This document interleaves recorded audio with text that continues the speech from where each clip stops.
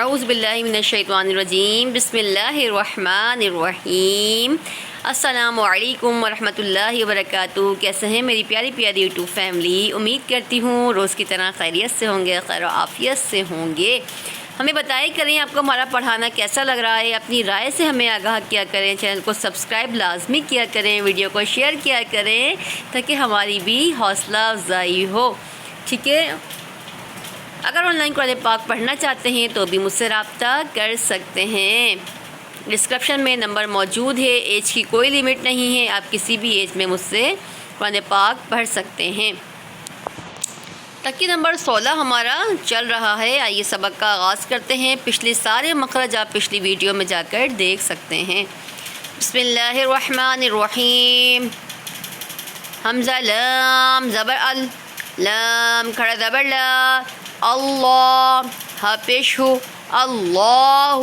دیکھیں اللہ کے لام سے پہلے زبر اور پیش ہوگا تو اللہ کے لام کو پریانی موٹا پڑھیں گے۔ واو لام زبر ول، لام کھڑا زبر لا، واللہ ہا پیش ہو، واللہ۔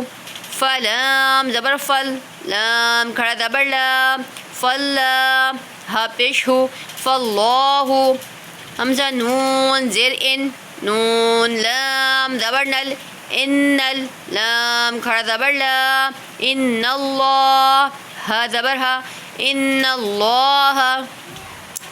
ہا پیش ہو، واو لام زبر ول، ہول لام کھڑا زبر لا، واللہ ہا پیش ہو، واللہ۔ میم زیر می، نون لام زبر نل، من لام کھڑا زبر لا، من اللہ ہا زیر ہی، من اللہ۔ دیکھیں جو گول والا ہا ہوتا ہے اس کو ہمیشہ پر پڑھتے ہیں، ٹھیک ہے؟ آئیے رواں ریپیٹ کرتے ہیں۔